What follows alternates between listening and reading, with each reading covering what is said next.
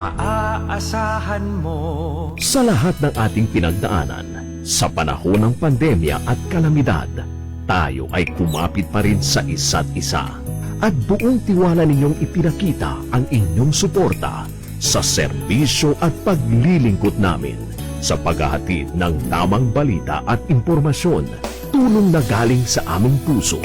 Kaya naman, sa latest survey ng Kantar at Nielsen, nangunguna ang mga himpilan ng RMN sa buong bansa. RMN, Number 1 sa Luzon, RMN, number 1 sa Visayas, RMN. at number 1 sa Mindanao. Radyo ng buong Pilipinas. Buong karangalan ng mga radyoman ng RMN Networks ang maglilingkod sa inyo. Maraming salamat, RMN. Number 1, number 1. Wala nang iba. Radyo mo nationwide. Ito ang DXMY. DXMY. The Music and News FM station of RMN. Sa Cotabato. Sa Cotabato. 90.9. 90.9. DXMY.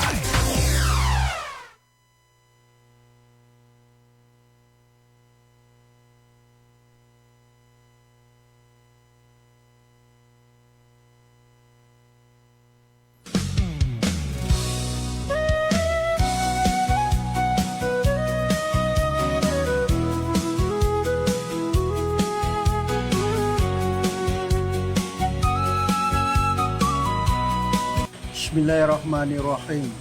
Assalamualaikum warahmatullahi wabarakatuh.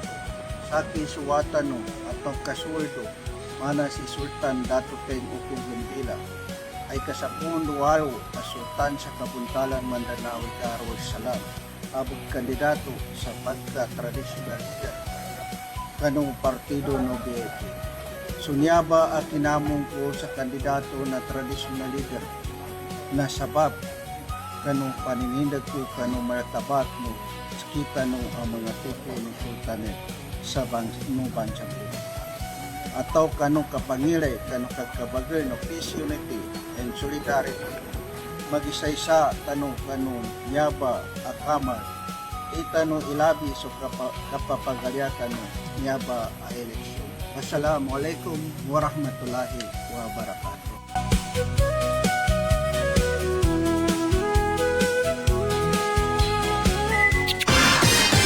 Ito ang DXMY.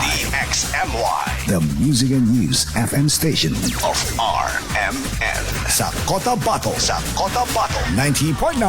90.9. DXMY.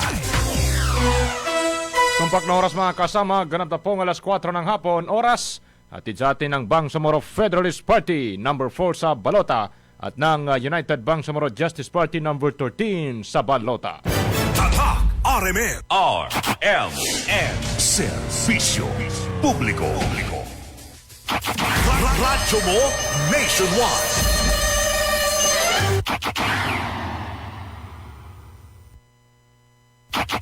Radyo mo nationwide. RMN sa responsableng paghatid ng balita. RMN sa responsableng pagbibigay ng komentaryo. RMN sa responsableng paghalay ng serbisyo publiko. Ito ang himpilan ng responsableng mamamahayag ngayon.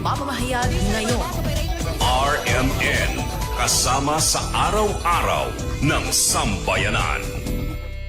Ito ang serbisyong tatak RMN. DXMY. RMN Report Publiko.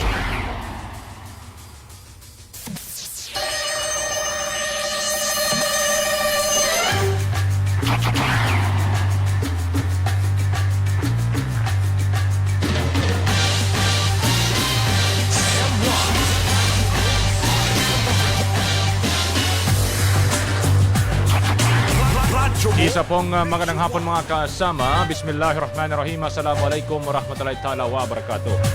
Magandang hapon na sa buong 37 barangay ng Cotabato City. maging sa Cabuana po sa loob at labas ng Bangsamoro Autonomous Region in Muslim Mindanao o BARM. Sa ngalan po ng ating station manager Radyoman Sir Erwin Cabilbigan, sa ngalan din ng ating nakagapay. Nakagapay dyan po sa may technical side, si Radyoman Sir Chief Alvin Castillon.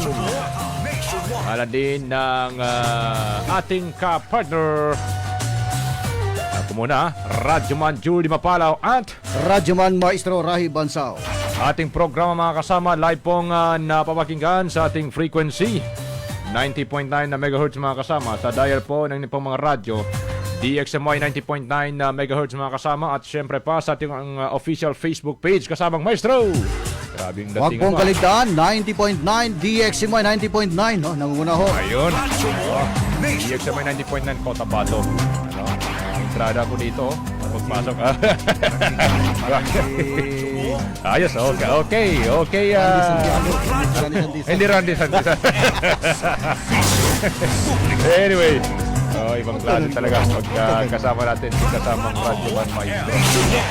Ibang team pa rin mga kasama. Huwag ganyan, Maestro. Huwag ganun, bro.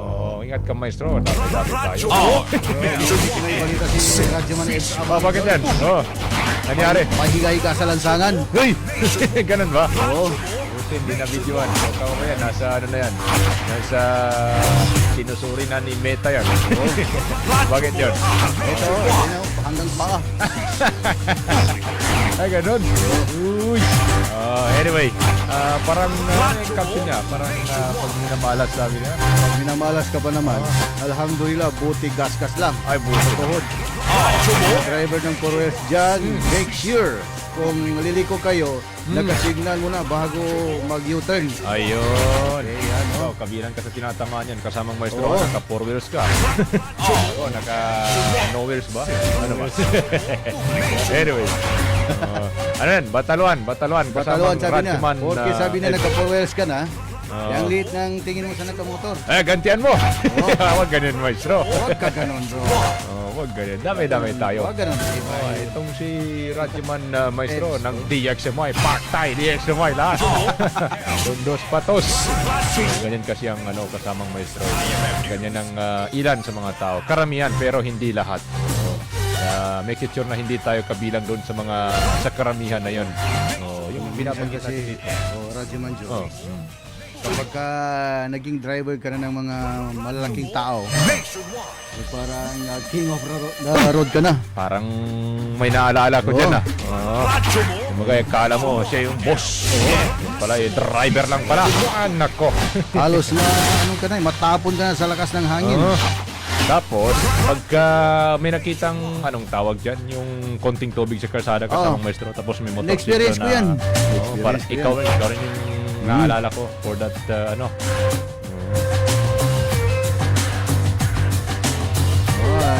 Breaking natin ngayon si Bayo Umulkol Sumuaya. Magandang hapon pala, no? Assalamualaikum sabi niya. Mga- Kabang Samoro, Mapia Waalaikumsalam. Malulam. Kaya totoong waya. No? Nakita ko yung anak niya kagabi. Yung anak niya na manisan. Kasamang Maestro. Kilala mo rin to. Kaya pala tinatawag mo siyang auntie. Yung dyan sa ganun pala yun. Kasi na-meet natin yan once Pero yung anak niya, bagitin ko na ba? Pwede. Itong bakit hindi ko malala? Na. Yan sa bahagi ng kasamang Maestro, kagabi, yung doon sa may old building ng DXMY, no? Kung saan nga naganap yung aksidente. Grabing nangyari doon kasamang Maestro. Kasi tumilapon yung motorista, tumilapon yung estudyante pala ng Cotabato State University. Yun yung CSU. kagabi. Sunod-sunod yung vehicular accident. For mentioning the school kasi yun yun yung nailagay sa sa bad report natin. Tapos yun yung sinabi mismo ng TEU personnel, kasapi ng TEU, kasamang Maestro na nandun kagabi. Kalimutan ko lang At saka okay lang naman na mabanggit yung universidad sapagkat hindi naman yung bad news na Hindi naman kumbaga mag-negative impact doon sa nasabing institution. Mahal ko yung CSU na kasamang Maestro. Same tayo Cotabato State University is my alma mater hindi pwedeng may manggula dyan kasamang Maestro.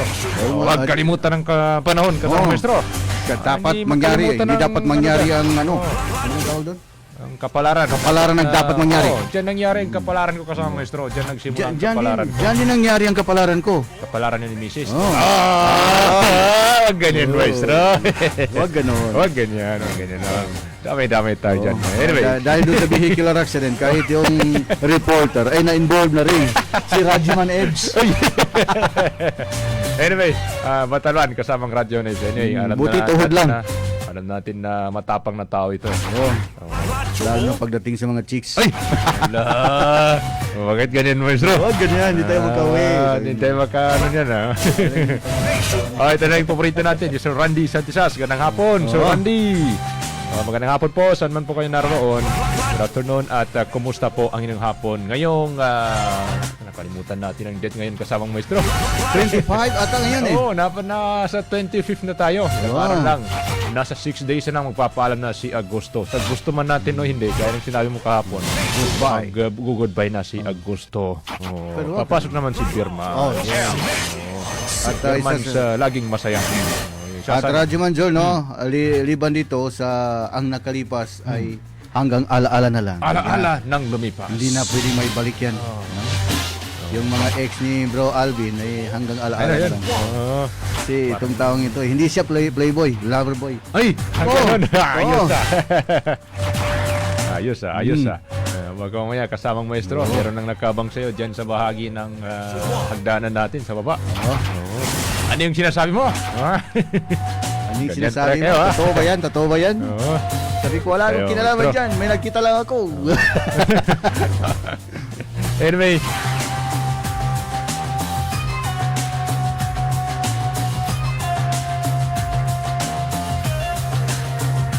At Radyo Manjol kanina ay dalawang biktima ng pamaril ang naganap sa magkahiwalay na insidente. At kanina Radyo Manjol, 1 hour ago siguro no, ay nagkaroon ng dead on the spot ang isang 26 anyos na solar post installer.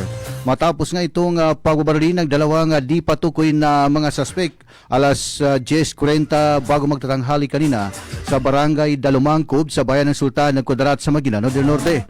Kinilala ito Radyoman Jul ang naturang kinilala ni Sultan Kudarat Municipal Police Station Chief of Police Lieutenant Colonel Bashir Alindo ang biktima na si Merham Tugis Amilol, binata at residente ng barangay Banubo sa nasabing bayan.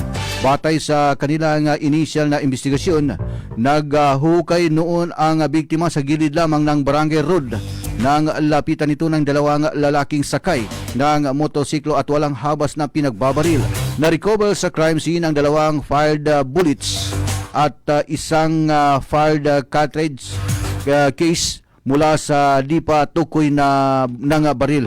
At ito, Radyo Manjol, patuloy pa rin ang investigasyon ng mga kapulisan upang matukoy ang motibo kung sino ang nasa likod ng krimen. At liban dito, Radyo Manjol, kaninang umaga ay patay on the spot din ang isang lalaki matapos itong pagbabarilin.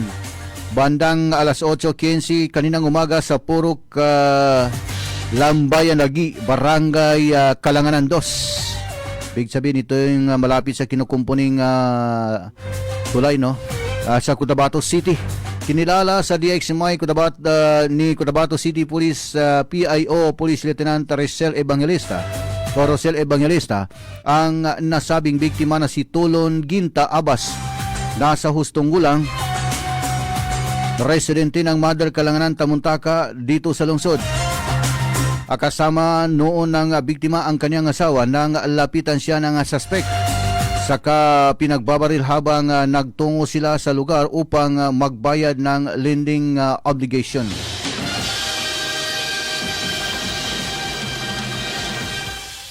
At dito nga ay 6 na basyo ng bala mula sa 3 fired slugs ang na-recover ng mga kapulisan mula sa crime scene. At ayon pa sa asawa ng biktima, dati na umano itong binaril si Abbas noong Abril 8 sa Mother Barangay Tamuntaka ng syudad, ngunit nakaligtas. Blanco pa rin ng mga otoridad sa maaring motibo sa nasabing krimen. So ito yung nakakalungkot, Radyo Manjo, sa magkahiwalay na lugar. Ngayon lamang sa loob ng 12 oras ay may dalawa hong nasawi matapos ng pagbabarilin. At liban dito, Radyo Manjol, bago natin mag-contact, no, ay nagkaroon kanina ng General Assembly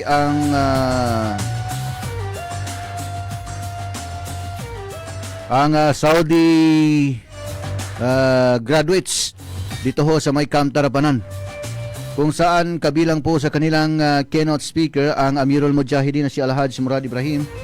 Liban po doon ay ang J3 ng Bangsamoro Islamic Armed Forces MILF na si Anwar Alamada. Mas maigi siguro unahin mo natin, ang tagapagsalita ng Cotabato City Police Office, no? Si Police Lieutenant Rosel Evangelista Radyo Manjol. Pangalan nito sa akin kasamang maestro si Juan Colaway. Juan Colaway, oy. Ma'am Juan Colaway. Sapagkat isang tawag lang ito. Lang yan. Sige.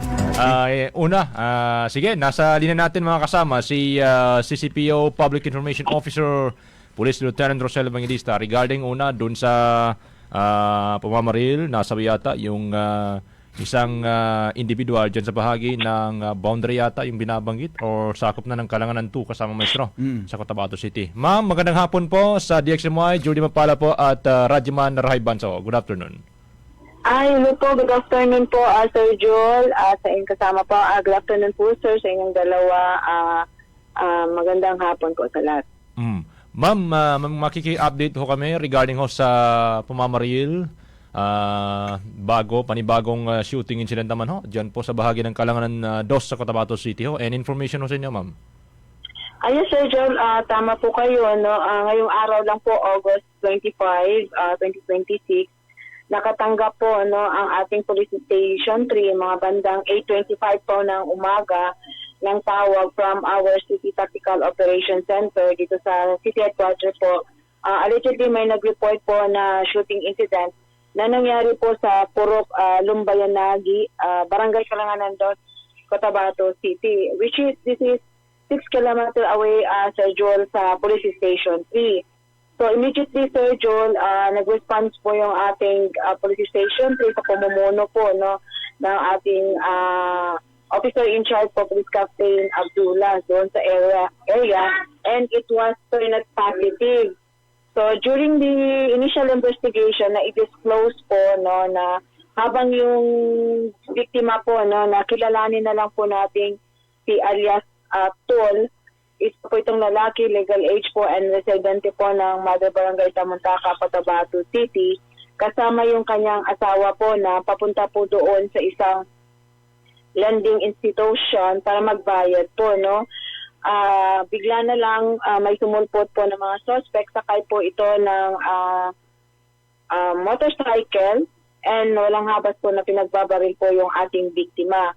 Wherein during the process ng ating SOCO team, nakapag-recover po sila ng 6 empty shells and 3 fired slugs po na na-recover doon sa crime scene, believed to be from caliber 45 pistol, no.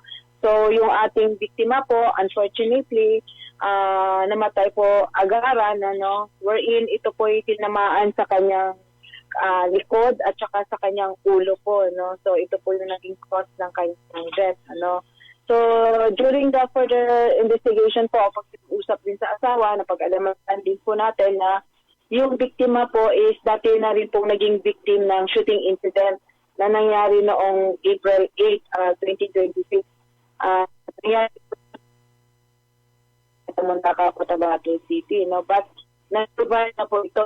Itong case na ito, na-file po ng Police Station 3 and awaiting po sa warrant of arrest. But ngayon po sa bagong incident po sa ating biktima, hindi na po siya nakasurvive because in-insure po talaga ng mga suspect na mamamatay yung ating biktima po during gawa nila ng krimen po, Sir June.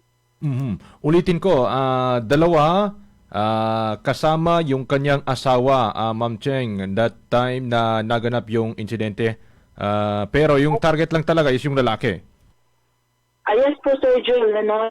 Tinanong natin yung investigate kung bakit hindi rin natamaan yung asawa. Actually, medyo malayo yung asawa na sumusunod siya sa likurang bahagi ng kanyang ng biktima. So, that's why ang tinira lang po talaga or yung ating itong asawang lalaki po. Dalawa yung tama nung biktima, ma'am, likod at ulo, tama po ba? At ano pong uri ng baril sa inyo pong initial investigation ang kumbaga ginamit ng mga suspect? Ito by long firearm o short firearm, Ma'am Evangelista? Sir Joel, actually, nung tinanong natin, physical inspection ng ating mga investigator as of initial, tatlo yung tama, no? Natamaan po sa likod na bahagi as well as sa ulo po ng and naniniwalaan po from caliber 45 po yung ginamit. Based na rin po doon sa 6 empty shell na nakuha ng ating soko as well as 3 fire slug po na na-recover sa crime scene. So, kumbaga sinigurado talaga na matodas itong kanilang biktima at considering na ito yata yung second time around na maging biktima siya ng pamamaril, ma'am. Tama ho ba? Yes po. Yes po, tama po kayo, Sir Joel. No? Actually, yung first case po na incident which is nangyari ng April 8, 2026, as per information ng ating investigating team, na-file na po ito nila at meron na po silang persons of interest because na-file po nga ang kaso na ito. And awaiting po sa warrant of arrest para ma-serve po. So, unfortunately po, ito po, sinundan po talaga siya, no? Para masigurado po talagang it-could cause ng death ng victim. Yung asawa ni ma'am, linawin ko lang din, walang sugat, hindi tinamaan, kahit paano? As per report natin, wala pong nasabi na na-injured po yung asawa po. Pupunta sila sa isang lugar na kung saan magbabayad di umano ng ano ba to? Lending? Opo, parang lending po, no? So magbayad sila doon purposely. But yun nga po, sinundan po sila at yun po nagpakita itong mga suspect at pinagbabaril na yung ating biktima. Riding in tandem itong mga suspect, ma'am? Yes, Sir Joel. Actually, Sir Joel, yung ating police station 3, nagkandak agad sila ng kanilang hot pursuit. And it was, na-inform tayo, no, as of initial lang na na-recover nila yung ginamit na motorcycle. I no? see. Ito po ay serve for, process natin for forensic and as well as for identifying also kung sino ang may-ari nito if possible identified by means of any forensic examination like micro-etching, ganun po. So, tingnan po natin. So right after ng incident, na-recover. Saan po banda, ma'am, na-recover yung motorsiklo na ginamit ng mga riding in tandem? Allegedly ho? Sir John, no, hindi pa nasabi sa akin. But, nasabi kasi send pa sa atin ng progress report for another report from sa ating police station 3 for the follow-up investigation po. But nasabi lang po na na-recover po nila ito. Dito rin sa city. Ngayong hapon lang na-recover, ma'am, o kanina ho? Kanina po pag follow-up follow-up hot pursuit po. Okay. Anyway, kudos sa mga personal ng CCPO. Yung sa pagtatanong ho ninyo naman doon sa asawa, ma'am, wala ho ba siyang nabanggit na kumbaga meron silang natanggap na threat na ganito prior to the incident? So during the pagkikipag-usap po noon sa asawa, yun nga po nasabi po ng asawa na meron ngang pagbibiktima dati pa lang, naging biktima ito siya ng shooting incident ang asawa niya. And ito po tinitingnan ng ating mga it would be possible link din po, no? So ito po yung naging interest po ng ating investigation during the first shooting incident against this victim ito rin po yung tinitingnan na malakas na isa ring motive, no? Dahil nga hindi na na-survive ng biktima previous shooting incident. So, yun lang po yung as of the initial information galing sa asawa, no? So, it would be served as also yung nangyari na yun na will be part of the investigation. So, posibleng binalikan, ma'am, considering na hindi nila natodas doon sa unang attempt nila? It would be possible, Sir Joe. Tinitingnan po ng ating investigating team regarding previous incident po. Nabanggit niyo kanina na meron nata person of interest, dalawa, yung binanggit niyo, ma'am. Tama po ba? Yes, Sir Jude, no, meron tayong isang identified person of interest. So, at may isa pang unidentified na inaalam pa na natin na ito yung back ride, no, on board din sa motorcycle, no. So, ito na po yung magiging served din natin as basis for continued investigation and possible filing of case po against the suspect. Ma'am Rahi Banso po, nabanggit niyo ho kanina mayroon pong na-recover na motorsiklo doon mismo, di kalayuan pagkatapos po ng hot pursuit operation. Anong unit po ito, ma'am? Come again, sir? Ano pong unit ng motorsiklo po ang na-recover kanina? Sir, for information po, wala pa tayong full detail about the motorcycle, but in initial, nasabi lang po na black motorcycle po na without plate number, you know. But hintayin po natin yung progress report na ipapadala sa atin ng Police Station 3 in relation po sa na-recovered naman na motorcycle during the hot pursuit operation. Para po sa kabatiran ng ating mga kababayan, ma'am, paki-describe po kung saan ba particular ito pong Lumbayan Nagiba ito, no? Sa may Kalanganan 2 po. Sir, in relation naman po doon sa area, specific area po, no, yung Purok Lumbayan Nagi, Kalanganan 2. Sabi lang po dito na mga 6 kilometer away po ito sa Police Station 3, no? So, may kalayuan po ito sa ating police station wherein nasabi po dito na 6 kilometer away po. No? So, ibig sabihin po medyo looban po ito yung area na ito before marating pa ng Police Station 3. So, ibig sabihin nito, ma'am, along highway lang ba yung daanan na papunta dyan sa isang o sa ilang kilalang mga tourist spot? Tama ho ba? Hindi ko masabi, Sir John, Okay. in regards about the area mismo, no? Kasi nga, hindi masyado na explain na ilagay sa ating report, but nasabi lang po na 6 kilometers away from Police Station 3. Kung babasihan natin yung reference, yung police station, nasa more or less 6 kilometers away from Police Station 3. Anong oras ito naganap, ma'am? Balikan ko lang. Sir John, nangyari po ito ng 8:15 ng umaga. Aga. And then, i-report po sa ating pulisya mga about 8:25 na po ng umaga. Bale yung biktima, ma'am, sa ngayon, kinuha na nung kaniyang mga kamag-anak, yung kaniyang katawan? Yes po, kinuha na po ng immediate family niya for the observance po ng Muslim burial rites po sa June. So hindi na ito na-attempt pa na dalhin sa pagamutan, ma'am, kahit pa paano? Yes po. Kawawa naman.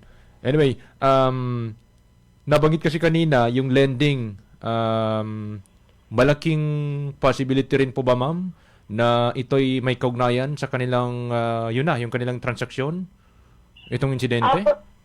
Yes, Sir Joel, per initial investigation ng ating investigation team po ng police station, wala naman pong nasabi yung involvement din ng lending institution, dahil sa motive po, iba po yung lumalabas na motive po natin. Tinitingnan po yung personal grudge in relation sa family dispute. Yun po yung tinitingnan mo. Nung sa una na siya ay nabiktima rin ng pamamaril, ma'am, nasugatan din siya that time? Yes, ang nagsabi lang sa atin, Sir Jun, na sugatan, pero na-survive niya ito, no? Okay. Yes, during the incident, last April 8. Okay. Okay.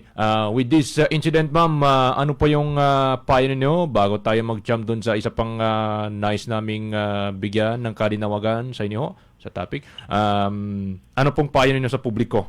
Especially dun ho sa mga nakasaksi sa naturang insidente ho, if ever ho.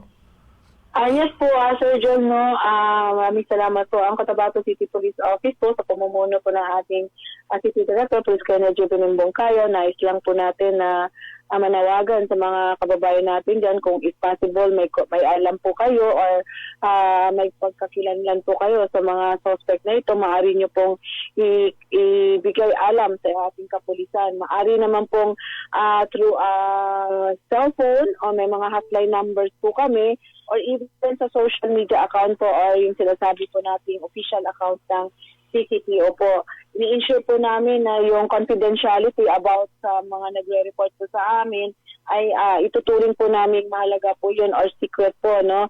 As long as kung may alam po kayong informasyon na maaring makatulong sa pag-usad din ng investigasyon, hinihingi rin namin yung tulong na yun, Sir Joel, no, sa ating mga kababayan. At the same time, in relation po dito sa incident na ito, lagi po kaming nagpapaalala na mahalaga po yung personal security natin, ano. Lagi po tayo mapagmasid, ano, dahil minsan po hindi po natin alam kung kailan po tayo bibiktimahin ng mga masasamang loob. Kung in case meron po tayong threat, pagbabanta, or maaring magpanakot sa atin, agaran pong i-report sa inyong kapulisan para po mabigyan ng solusyon at mabigyan po kayo ng tamang disposition sa anuman ang inyong gagawin po related po sa mga pananakot po sa inyo. Ayun. Ma'am, linawin ko na rin, nakalimutan ko eh. Itong asawa ng biktima ho, wala rin siyang nabanggit kahit paano na kumbaga meron silang rido or grudge, ganyan? Wala pa, so far, Sir John, no, hindi pa nakapag-usap ng malaliman yung ating investigating team sa asawa. Ito po nag-request yung pamilya na kung pwede, bigyan mo na sila ng time para maasikaso yung burial ng kanilang kaanak and pagdadamati. So ito po hihintayin po natin, magko-continue pa rin naman ang ating investigation team sa pagkikipag-ugnayan as long as nakikipag-cooperate naman yung pamilya ng biktima. Ayun. Sige. Ma'am, may balang ako ng konti. Kahapon, meron yatang isang good news, kaganapan dyan ho sa PC Hill, especially sa Cotabato City Police Office ground. Nakita ko isang abogado, isang election officer. Ano po ba ito, ma'am? Yes po, Sir John, tama po kayo, no? Mayroon, kahapon po, Monday po, nagkaroon po tayo ng interreligious prayer for peace and unity, Sir John, in relation po sa parliamentary election po, or BPE 2026. Nagkaroon po tayo ng programa wherein ito po yung nakapo-focus naman, yung maaring ma-contribute po ng ating religious sectors in relation po sa peaceful and safe na Bangsamoro parliamentary election. Wherein naging bisita po natin ng Pangdangal ang ating napakabait at aktibong acting city election officer po ng Comelec 1, wherein si Attorney Muammar Eguyo po, na siya po yung nagsilbing guest of honor and speaker namin. And ang mga mahalaga pong religious leader na nag-attend rin po, sa iba't ibang religion po, nandiyan na po yung ating hostages from Muslim religious, Islam religion, and as well as may representative po tayo from Catholic, and as well as from different pastors from Protestants, and as well as meron din po tayong IT traditional religious leader po, na wherein dumalo rin po to support also and to campaign also a peaceful BPE 2026 po. So yun, pinag-isa, ma'am, yung different religion nga sa Cotabato City. Ano ba yung layunin sa mga ganitong kaganapan, ma'am? At gaano ba ito ka-frequent na ginagawa ng CCPO? Sir Joel, actually, every election period po, mahalaga po yung participation ng iba't ibang sector. Nakita na po natin yung iba't ibang aktibidades po, na nag-conduct tayo ng Run for Peace para sa komunidad. Meron din po tayong Walk for Peace para kasama po, Run for Peace din to kasama ang ating security sector. Now, nag-focus naman din tayo yung ating sector ng religion po. alam po natin, Sir Joel, na ito pong ating reliyon ay gumagabay po sa atin ng tamang turo sa ating lahat na araw-araw na ginagawa po natin sa buhay natin o yung pagiging maka-Diyos po natin. So ito po ay pinapakita po ng iba't ibang reliyon po na yung kanilang pag-offer po ng prayers at pag-convey po ng kanilang mga support na magkaroon po tayo ng peace and unity during the conduct po ng Bangsamoro parliamentary election.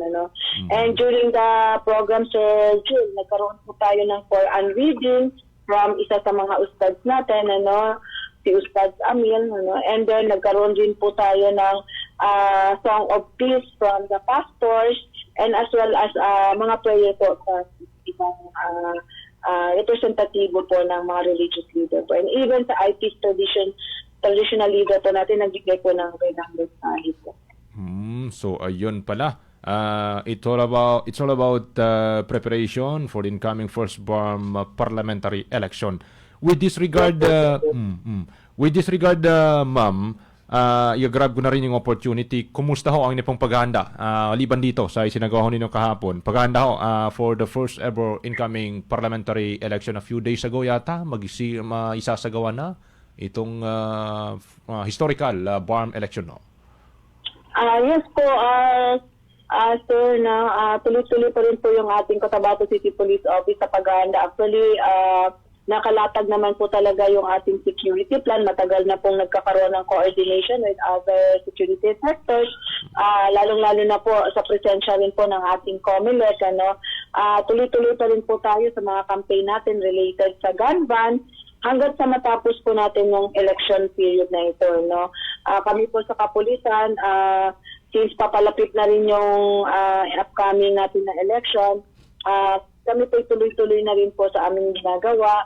And at the same time po, nakikipag-usap na rin kami sa mga kababayan natin, nagbibigay ng mensahe na maging participative po during halalan po dahil yung boses din nila ay mahalaga po para po sa ikagaganda at kakaunlad po ng ating BARM area po. Ayun ang malinaw dito. Anytime naka-ready ang mga authority namin natin sa Cotabato City na umalalay sa publiko. Yes, sir po. Yes po, Sir June. Anyway, may mga na-identify pa rin ba, ma'am, na mga, ano tawag dito, yung mga barangay na areas with concern, isn't it? Or red category? Or different category ho? Tama ho ba? I don't know kung yun po ba yung tamang term.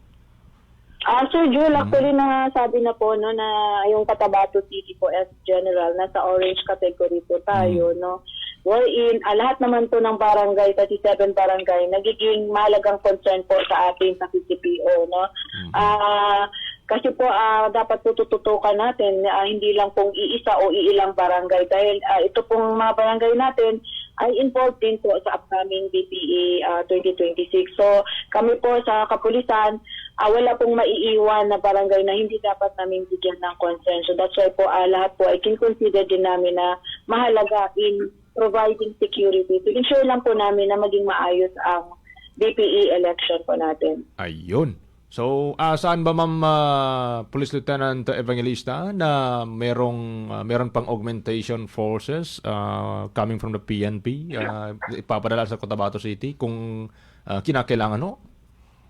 Yes, Sir June. Actually, nakikita naman po ng ating mga leaders namin sa PNP as a whole as well as sa aming police regional office ba. Ito po yung isang part din sa kinoconsider ng aming higher up headquarters in relation po sa augmentation sa mga personnel. Ito po kinoconsider din natin if in need po. For sure, malalaman po natin kung may mag-augment in a few days. And ito po open din po sa bagay po ito na maitutulong din sa pwersa na personnel na office as well as to ensure lang po na maging safe at malalan. Ayun. Wala na akong katanungan, ma'am. Wala na kaming katanungan unless baka meron na kaming nakalimutan. Mensahe ho ninyo sa publiko on behalf of very active City Director, Police Colonel Jimin Bungkayaw ng CCPO sa publiko ho. Lalo na ngayong election period, campaign period. Go ahead po. Salamat po sa inyo, lalong-lalo na sa po. Kami po nagpapalalamat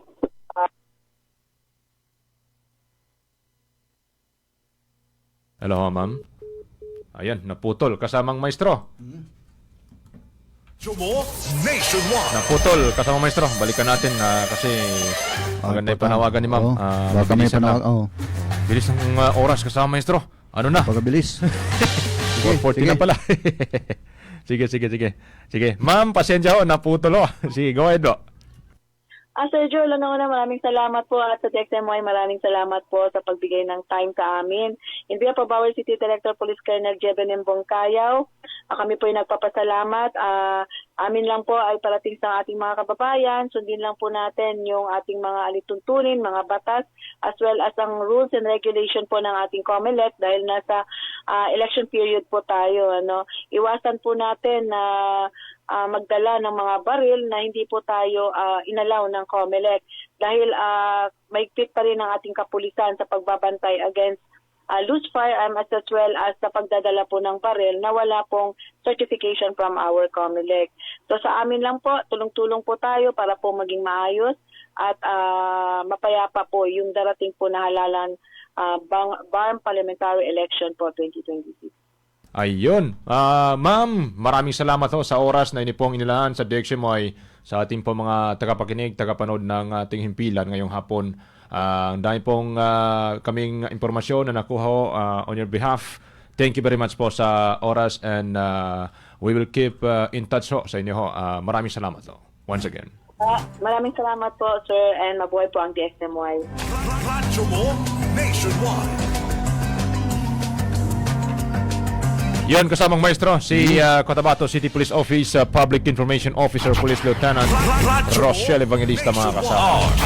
Lalakad yung dalawa palang mag-asawa. Oo. Mag-asawa, yung babae at lalaki, dyan sa boundary, pero sakop na ng Kalanganan 2, kalaunan na identify ng ating PNP. So, yun, ang nangyari, target talaga yung isa, yung kanyang asawa, yung lalaki, kasamang maestro. Determine pa ang motive, kasi puro initial pa lamang naman yon. Pero ang good news dito, kasamang maestro, na-recover kaagad ng PNP, ng mga authority, together with Philippine Marines, yung motorsiklo na ginamit di ng mga suspect, yung riding in tandem sa pumamaril, patay. So, ulitin ko to be determined pa yung possible motive ng mga suspect sa naturang pamamaril. At yung pag-aanda rin sa election period, kasamang maestro. Kasado na ang CCPO. At sa katunayan nga, kahapon, nagsagawa sila ng interreligion prayer na sadyaba namang malaking hakbang para sa pagpapanatili ng kaayusan, kaganaan at kapayapaan sa Cotabato City sa papalapit na BARM election. Eto, may nagkomento dito, kasama maestro. What can you say? Eto, anyway, unahin natin to. Magandang hapon kay Nasir Taha. Naman tagapaday mga mamagwapo, mga mama. Sukran from Sultan Mastura. Thank you po, kasamang Nasir Taha. Good afternoon din po dyan sa Sultan Mastura. Kay Mael Ambuludo, Mapia Malulun din, good afternoon din po sa inyong lahat. Ito, sabi ni Rahim Ibad, inuutusan tayo, kasamang maestro. Inuutusan tayo. Sabi na dito, mga sir, yung binaril po kanina, hindi po sa Dalumangkob. Sa limbo po yung bali ang impormasyon nyo, wag nang ibalita. Baka makasuhan po kayo. Sana magbigay kayo ng live apology sa barangay kapitan. Kung kasuhan yung pulis kasi sila yung nag-imbestiga. Nagbabase lang tayo sa pulis. Ganito, yung report namin para sa kabatiran ninyo, hindi po kami basta-basta nagpapalabas ng balita nang walang nakukuhang intact and reliable source. Magkumanta talaga siya ng public apologies. Baka anyway, baka gusto mong basahin, ipapadala ko sa inyo ang spot report, sketchy report para po sa kabatiran ninyo. It was identified sa Barangay Dalumangko po, regardless man ho, kung yun po yung stand ninyo, na hindi po sa Barangay Dalumangko, doon po kayo magreklamo sa police station. Kay Police Lieutenant Colonel Bashir Alindo, kasamang maestro ng chief ng SKMPS. Mas maigi po, ano? Kami po, nag-aatid lang po kami ng balita, nakabase po sa ating authority. Ngayon, kung hindi na po yun na-appreciate, kung nagko-contradict ko kayo doon po kayo mag-apela sa kung saan po kami kumuha ng balita, kumuha ng impormasyon. Legit po yan, legit po yan ang news, pero bumasi tayo sa kuan sa spot report, sa SMS ng PNP. Alangan at naman alangan dagdagan natin What's up naman ganun? Lalong misinformation naman yan. Lahat po ng mga incident, incident report na may kinalaman po yung pagresponde ng PNP, talagang bumabase kami dyan. Dapat na gawin po ninyo, kami na lang siguro magturo sa inyo, pupunta po kayo sa PNP. Ayun, exactly. Paki-correct. Kung i-correct nila, i-correct din namin. Pagka yun pagka binura nila, pinalitan nila, ganon din kami. Kasi ganon din kami. Palitan namin. Sumusunod lang ho kami. Pero kung dito may diretso, hindi yan makaya. Hindi po pwede. Hindi lang kaming media ang tinapunan ng spot report. Kami po ay malayang mamamahayag. Hindi po kami dinidiktahan ng kahit na sino. Okay? Huwag po kayong magdikta na kakasuhan kami. Kung gusto niyo magkaso, go ahead. Isali niyo ang PNP kasi lalaki tayo, maestro. Pag-usapan na natin. Huwag ganyan. Damay-damay tayo. Dami-dami tayo nito. Ang importante dito, hindi po namin kayo kontra. Pero ang sa amin lang dito is para maliwanagan ho kayo, baka kahit paano nawag dito sa inyong kaisipan na kami po ay namamahayag lamang. Kung ano yung nakukuha sa aming aming source ng information, yun ang inihayag namin. At saka ang source natin, Radyo Manjol, is hindi tayo basta-basta kumukuha ng hindi proper authority. Yun. Ako mismo magsasabi, if you are not yet satisfied with this explanation, pwede kong ipadala sa inyo ang sketchy report. Ganun po, Sir Rahim Ibad, punta po kayo ng PNP, Sultan Kudarat, paki-correct po kung sakaling mali. Sabihin ninyo ang SKMPS. Sabihan po ninyo. Sige. Anyway, maraming salamat kay Sir Rahim Ibad. We very much appreciate kasamang maestro yung kanyang concern. Kahit sino ba naman. Pero nag-ano lang ano bang tawag dyan? Maybe ito'y bugso ng damdamin lang. Kasi barangay niya maaari. Magandang hapon din kasama maestro kay Dato Ali Abbas. Nagkautang tayo kasama maestro. Kailangan nating magpatalastas. Nakalimutan natin. From Tamuntaka to Cotabato City. Magandang hapon po mga gwapo sa Rabat. Thank you, Dato Ali Abbas. Thank you, Sir Rahim Ibada. Commercial break tayo kasama maestro. Narito muna mga kasama. Tayo po magbabalik as of 4:48 p.m. Oras atid sa atin ng Bangsamoro Federalist Party number 4 sa Balota. Radyo mo nationwide. Publiko. Sa bawat bayan, sa bawat tahanan, may pangarap na matagal nang inaasam. Kapayapaan at pagkakaisa.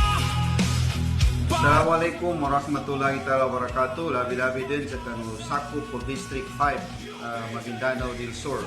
Saki so Watanu, Suldo, si Anwar Alamada, alias Young Fighter, si Nugo na UBGP, so Imaylit sa makakandidato sa District Representative, siya sa District 5. Niyako number baluta na number 1. Number 1 sa baluta, UBGP. Para sa bayan, hindi para sa sarili lamang. Sama na sa riot, Democratic Party. partido para sa lahat ng Bangsamoro. Another day, another grind. Kasama si Sweetie Fahani. Uy, oy! Madaling lapitan, handang umalalay para sa Bangsamoro. Walang haso sa trabaho. Solusyon hindi problema, Batas hindi atras. serbisyo at progresibo'y hangad. City Fahani, Fourth Nomine ng Raayat Democratic Party. Another day, Another grind, walang maiiwan behind. Para sa Bangsamoro. Ipanalo natin ito. Kay Sweetie Fahani.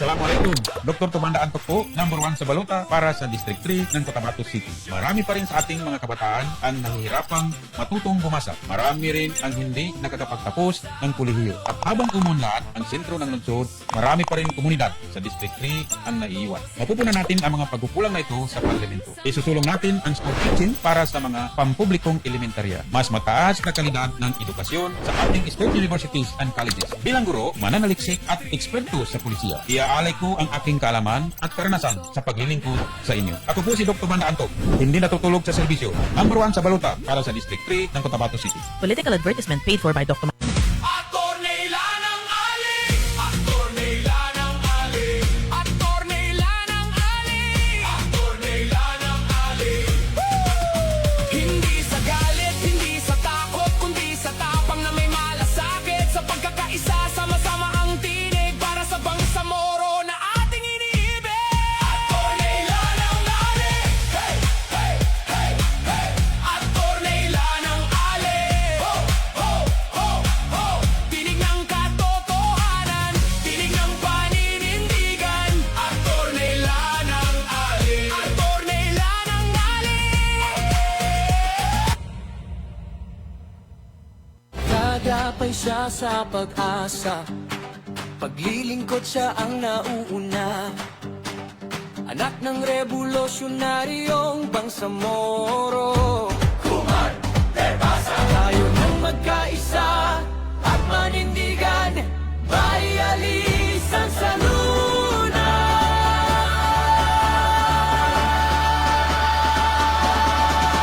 Karon ating samahan, matatag na pamilyang Bangsamoro. Lahat kasali sa baba, kasama ka palagi, kasama rin si Bayalies. By honor, Sansa Luna Cao, nominee number 3 sa Bangsamoro Party. Lahat kasali. Ikaw at ako, tayong lahat sa Papa. Lahat kasali.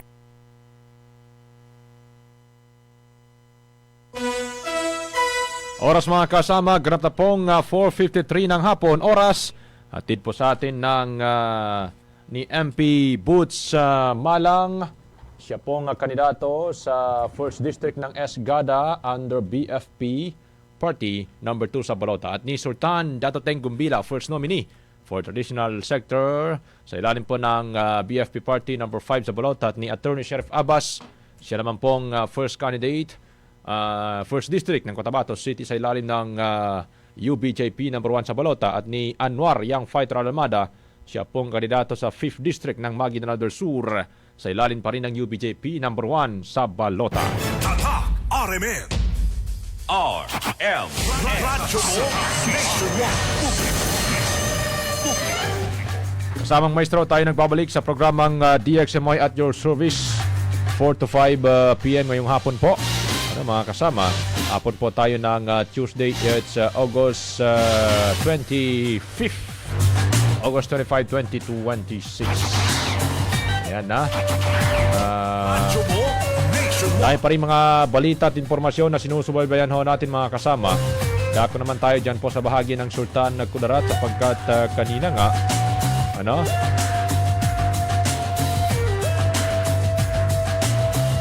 itong si kasamang maestro, itong si Bangsamoro Mufti Sheikh Abdul Rauf Jalani. Sabi na dito, sige, mas maigi siya yung kasamang maestro. Siya yung mag-explain. So, papanigatin sa inyo mga kasama ang naturang pahayag coming from breaking news. Sige, kunin natin yung sa live mo kanina. Punta natin mga kasama, ipaparinig namin sino mga kasama. Yung open naman to, napublish natin ito kasama ito, nabasa mo na to.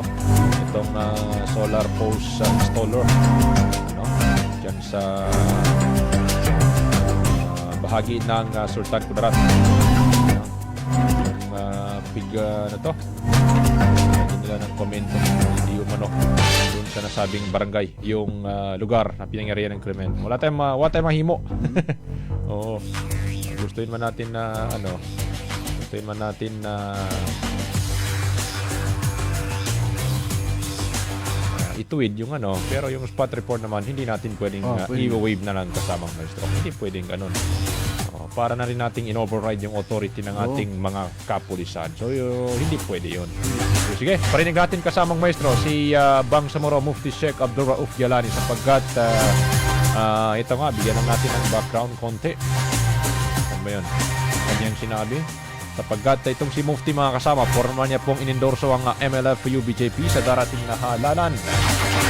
At ayon po sa kanyang mga kasama, ang pagsunod po sa Allah subhanahu wa ta'ala kay Propeta Muhammad sallallahu alaihi wasallam ay at sa Amir o leader ay kabilang sa mga batayan ng kanilang mga paninindigan. Inihagit no ng naturang alim sa daan-daang mga ulama sa ginanap na Saudi University Graduates Assembly sa Camp Darapanan, Sultan Kudarat, Maguindanao del Norte ngayong araw. Narito mga kasama si Bangsamoro Mufti Sheikh Abdul Rauf Jalani. Radyo mo nationwide. Sige. Sige.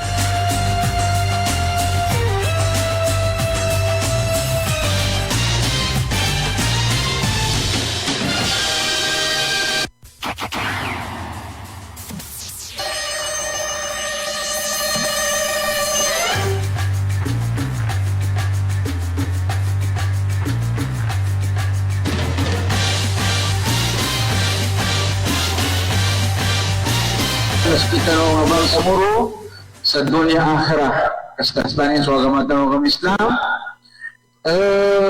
kaginamito ba iparangayan o mga salafus salih na ipanuanin ang so mga kangunutan ulil amr sabab siya na pero umanila niya bidyara siya kagina upamat inggasan ni Bityara sa kinagdimuti-mutar mo niya na natinggas na luwas sa Bityara ng Amiran to.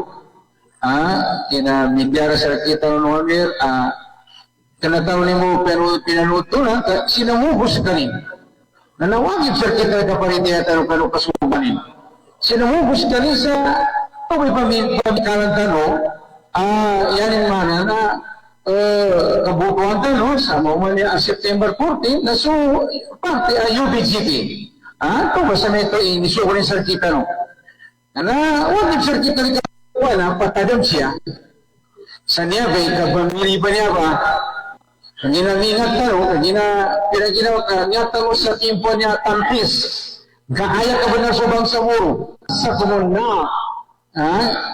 Yan, daw niya pala na masawad. O pamatingin ka sa isa tingin sa rekano ka, simbanin sa Allah Ta'ala, sa pito puro ragon, samba tingin sa pagkatan at kaabang makamu Ibrahim. Maulit tingin na magkatalingawan sa kaya muli, kanaka, yan yung basin nalilin niya na, tawas kalimutan, na tuwi magpapadahan sa narak at Jahannam. Yan yung nalilin yan. Siya sa dunya, na tawas kalimutan, na tuwi tingin yung magpapadahan sa narak at Jahannam, binatihan yung kadanola, wala tarkanu ilal ladhina zalamu fatamassakumun nar. Kalimuli-muli kanuna, ginupad ng piritaw na nasa limutan ka, makanakag kanu. Anya basta maya, imasda niya patadam kanu, lango-lango dano, sekitar ba niya ba? Sa niya ba, mga bantalwanan niya, kanu, sekitar no, sekitar no, pembatuan sa mga doat, bangangan sa kanuagan ng Allah, ano naman pero so mga napangukita ng mga salafus salih kanong ngimbay kanilang natara napasangan siya so Ibn Taymiyyah siya minate sa bilangguan so Imam Abu Hanifa siya kung minate sa bilangguan sabab po sa kanong payagin kanong agama Islam na si Imam Ahmad Baro Hanbal natawali mga tudulan siya nakapira sa kanila collapse sa kabamadas kabamantay sa kanin sa asa makasibo ng hak magdaroon yung makhluk sa Quran at nagdagat pa dahil sa bilangguan anya may nakataggas sa iman kabagarap tinod ng Imam Ahmad nagdagat pa dahil sa bilangguan uman siyang pamadasan napapagsurin na rin sila niya may nagdagat pa dahil darwaka bupang na di ko na surrender. Nangyari po dyan ibagadong, kani Imam Ahmad, kalimunin mo ka di ka pa-surrender. Sa akin, bakit?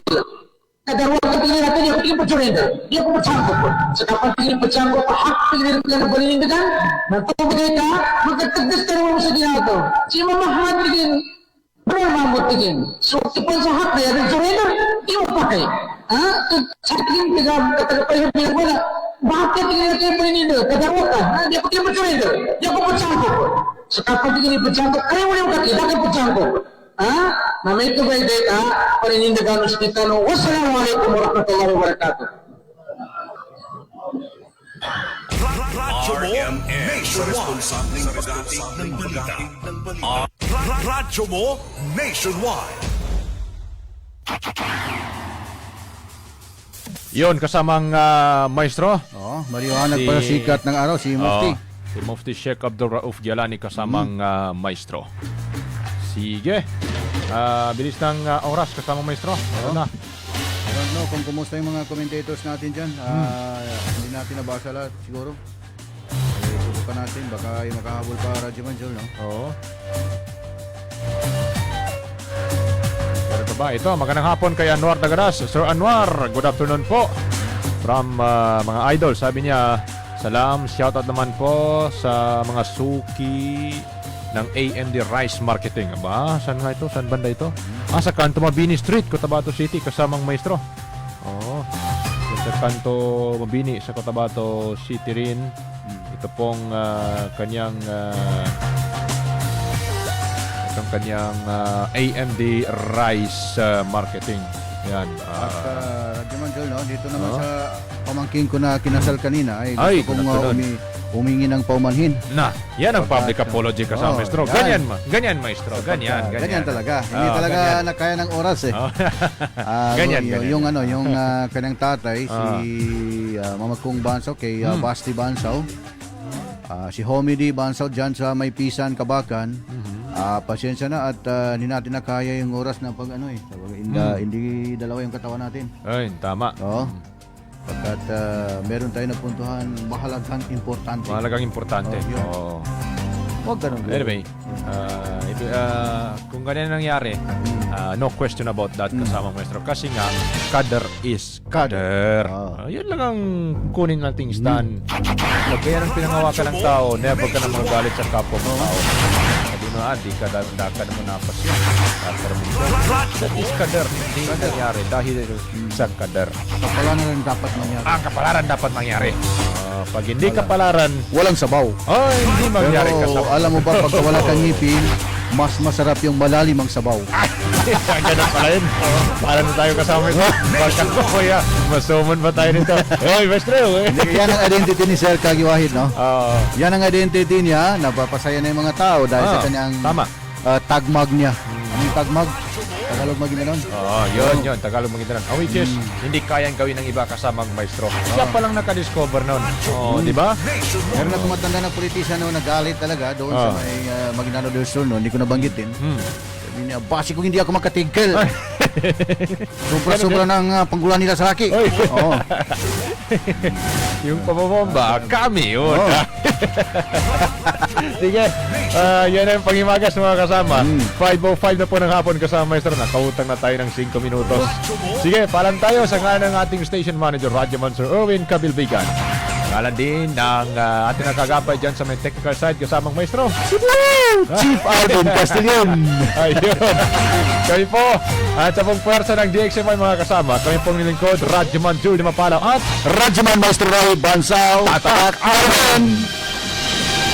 Buo ang integridad sa pagkalap at paghahatid ng mga balita. Walang haka-haka, walang duda. Buo at totoo ang mga balita. Kapag tatak, RMN.